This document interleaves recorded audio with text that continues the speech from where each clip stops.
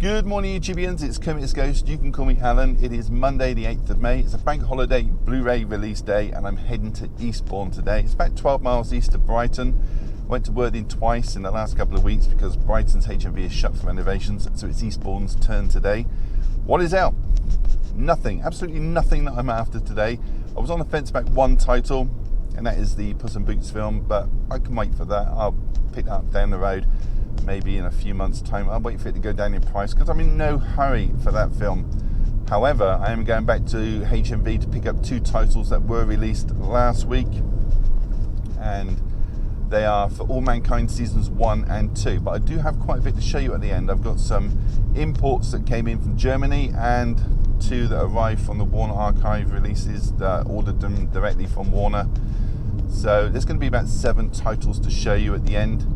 I'll go to HMV, obviously show everything that has been released. Hopefully they'll have it all in stock, and then I'll go and grab a coffee from somewhere and then take you back and show you what I picked up. I'll see you all in a little bit in Eastbourne. Okay, so I'm just coming up on Eastbourne town. Now this has got a population of just over 100,000 souls, and they're all squeezed into an area of 17 square miles. Now many a movie have been filmed here. The likes of James Bond's Living Daylights, Harry Potter, Chitty Chitty Bang Bang, Diana, and many, many more. And it's the same with TV shows, Little Britain, The Crown, Poirot, and Miss Marple too. Now I'm heading to the Beacon Shopping Centre, which has recently been extended, and a newish HMV has been put in. There is a CEX opposite the centre, but if there's anything worth filming, I will, but we shall see.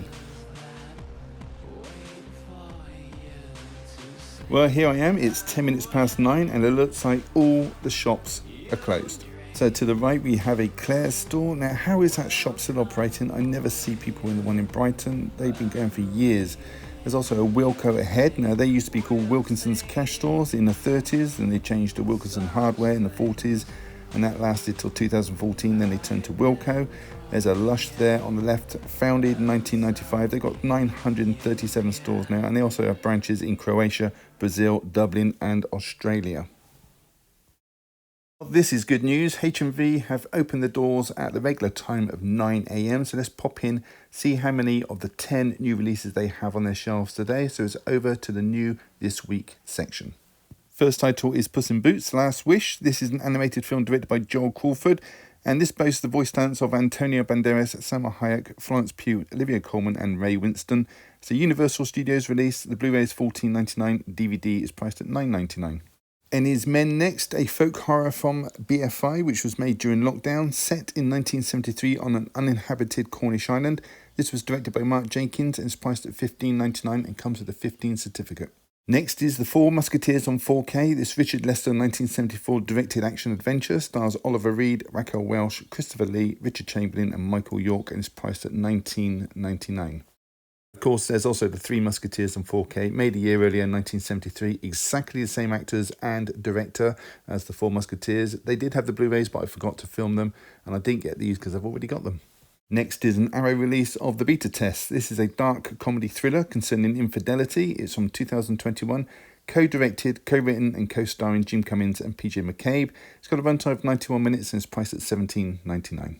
So here are a couple of releases from last week from Dazzler Media. They are For All Mankind Seasons 1 and 2, which I will be grabbing today and showing you a little bit later in the video. Over in the anime section now, and we have Liz and the Bluebird. It's a coming-of-age film directed by Naoko Yamada. It's from 2018. It's got a runtime of 90 minutes and is yours for $14.99. And the last one to show you is Goodbye Donglish. This is another coming-of-age animated film, this time directed by Asuko Ishizuka. It's from last year and priced at $14.99.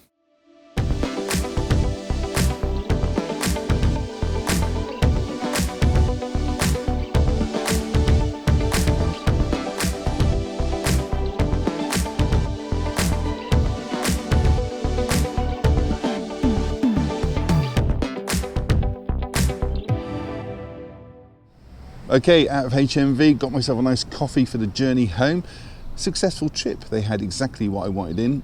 Release-wise, they had 70%. They didn't have the Black Adam 4K Steelbook. They didn't have Over the Sky, which is the animated film, or the RoboCop TV show. But I did turn up about 10 minutes after they opened. So either the titles were pushed back, they didn't stock them, or someone came in and bought them. Either way, 70%. Good job, HMV. let's head home.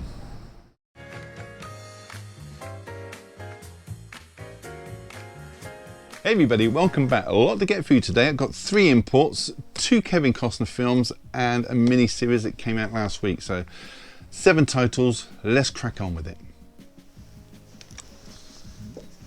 Absolutely delicious. Okay, first movie to show you is The Old Way. This is a Western from this year directed by Brett Donahue, and this, by the way, is a German import. It has no UK release, which is absolutely shameful. Stars Nicolas Cage as Carlton Briggs. He's an ex-gunslinger turned family man whose wife Ruth is murdered at the start of the movie. She's the one who got him to change his ways, settle down, become a family man, that kind of thing. His wife's killer is James McAllister. Turns out that he witnessed Carlton killing his family early on in the movie, and they were outlaws, so it is kind of justified. Carlton has a daughter called Brooke, played by Ryan Kiera Armstrong, and it turns out that she shows similar violent characteristics of a young Carlton, so the pair of them go on a kind of revenge mission. Now, Ryan is quite an actress. She's appeared, and she's only 13 years old, bear that in mind. She's appeared in The Tomorrow War, Black Widow, It Chapter 2, and Flashpoint. That's just naming a few, which is really impressive. I wouldn't even put my hand up at school at that age. Set in 1878, Montana, which is 11 years before it became the 41st state of America. And it's got a runtime of 95 minutes. Let's take a look inside. So inside there is a leaflet, and it does advertise a film that I'm about to show you. This German release has a reversible cover with the Age logo removed, and one of the images from the back cover has been put onto the disc. So that was The Old Way. Okay, next title to show you is The Minute You Wake Up Dead. It's a really odd title, that one, isn't it? Another German import, this one. It's a thriller from last year, set in Mississippi, and I might as well say it became the 20th state of America in 1817. Sorry, I couldn't help myself. Directed by Michael Mailer, this being his 4th feature film, and the movie has got 3 principal players. You've got Morgan Freeman as Sheriff Thurman Fowler, who's called in to solve a murder, and I'll get to him in just a second. Alongside Morgan, you've got Cole Hauser as Russ Potter. He's a financial advisor who loses a lot of local people their invested money. Cole, you're going to know from Yellowstone, he's Rick Wheeler in that. Finally, you've got Jamie Alexander as Delane Moore. She's a waitress who's having a fling with Russ, and you're going to know Jamie from the Thor film. She's Sif in that, or also Blind Spot TV show halfway through at the moment. So the story is, Russ receives some disturbing phone calls followed by a neighbour being killed. The victim happens to be Delane's father, and it's thought that Russ is the intended target. This is where Sheriff Fowler comes in and joins the story and starts his investigation. There are a lot of twists and turns in this, as you would expect, and I'm going to point out that this received a lot of mixed reviews online. But with a cast like this, how bad can it possibly be? It's got a runtime of 90 minutes, this one. Let's take a look inside. So inside is the same advertisement for films. I've just done that one. Again, this has got a reversible cover with the Age logo removed. And this also has an image on the disc, and this time it's from the front cover. So that was The Minute You Wake Up Dead. Okay, next is another German import, this time made in Italy, a comedy drama from 2020, written and directed by James Darcy, who is predominantly known as an actor. He's appeared in 6 Minutes to Midnight, Agent Carter, Dunkirk, Das Boot, many things. Very talented guy. This stars Liam Neeson and his real-life son Michael Richardson, and I'm going to quickly mention that Michael's taken on his mother Natasha's maiden name. Natasha, in case you're unaware, tragically died in a skiing accident in 2009, aged just 45. Now, I do mention this because it does have slight bearing on the movie. You see, Michael's playing a young Jack Foster whose mother has died when he was a very young boy, and it deals with his broken relationship with his father Robert, played by Liam Neeson. Jack is in the midst of a divorce. He wants to buy his in-laws' art gallery, but in order to raise funds, he must do up and sell his and his father's jointly owned Tuscany home, which has now fallen into disrepair. And whilst in Italy, he meets a young mother called Natalie, played by Valeria Bellello. In case you don't know her, she was in Gabrielle Salvadori's film Happy Family.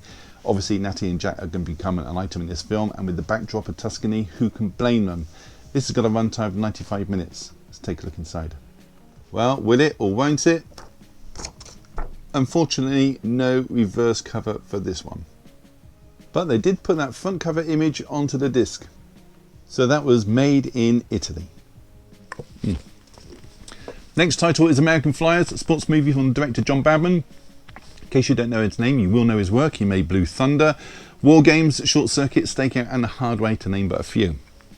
It stars Kevin Costner as Marcus Summers. He's a sports physician who comes back to the family home after a very long absence to persuade his brother, who may have a life-threatening condition, to go on a bike race with him across the Rocky Mountains. His brother is David, played by David Grant. Now, alongside him, you've also got Jennifer Grey from Dirty Dancing, Did you know she was once married to Clark Gregg, aka Agent Phil Coulson from the Marvel Universe? They split 2 years ago after 20 years of marriage. Anyway, also stars Ray Dawn Chong from Commando. She was Cindy. She was Arnie's love interest in that, and that was made the same year as this one, which was 1985. This got a runtime of 113 minutes. Let's take a look inside. So inside this eco nightmare of a case, there is a blue disc. So that was American Flyers.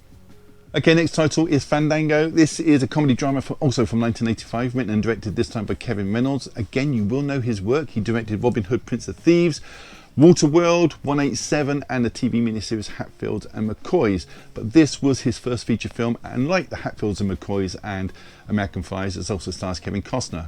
This time Kevin is playing Garnet Barnes. He's a graduate student of the University of Texas, which became the 28th state in 1845.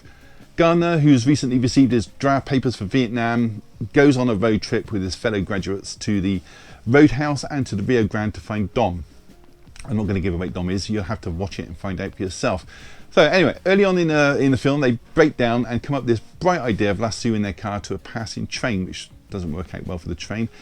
The optimist and the stupidity of youth. In the next town over, they meet some girls that end up at a cemetery which has tombstones for the fallen soldiers from the war they're about to participate in. I'm actually going to leave it there. I don't want to give anything away. Also stars Judd Nelson. You may know him from The Breakfast Club or New Jack City. And there's also Susie Amis in this from Titanic. She was Old Rose's granddaughter. And last but not least, you've got Glenn Headley from Dirty Rotten Scoundrels and Mortal Thoughts as well. It's got a runtime of 91 minutes. Let's take a look inside. So again, a double eco case and a blue disc. So that is Fandango. Okay, so next and last is a science fiction drama TV show put out on the Dazzler Media, great label by the way, and it is For All Mankind Seasons 1 and 2. This show poses the question, what if Russia actually won the space race and landed on the moon first, and what effects that would have on the space program afterwards. Now the concept of the show came about during the lunch its creator Ronald D. Moore was having with a former NASA astronaut called Garrett Reisman, and together they discussed the outcome of that very scenario. Now, Ronald D. Moore is no stranger to the genre of sci-fi, having written for the TV shows Star Trek Next Generation, Deep Space Nine, Voyager, as well as Battlestar Galactica. 3 seasons in this, with a 4th one green lit, and each season covers a decade in this alternate fictional history. First season starts 1969, deals with the 70s, season 2 picks up the baton and goes through the 80s, and a third with the 90s. And the key to the show is this. In our reality, the leader of Russian engineers and rocket design, Sergei Korolev, died during surgery, and that had an impact on the space program. It happened in 1965. This show shows that he survived the operation and went on to develop technology and beat America to the moon, and this having a domino effect. Show uses archive footage of important historical figures. You've got JFK in this, Henry Kissinger, Ronald Reagan, Mikhail Gorbachev, Jim Lovell, the astronaut, and even Kurt Cobain and Donald Trump. There are 10 episodes in this season. They look brilliant.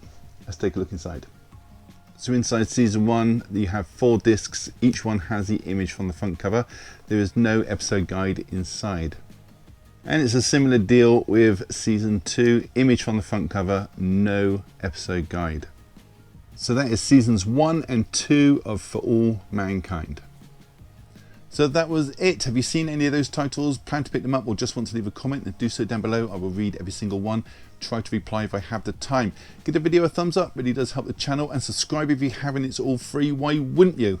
On that note, all that's to say is thank you so much for choosing my channel today and watching my video. Take care. I'll see you all in the next one. Bye.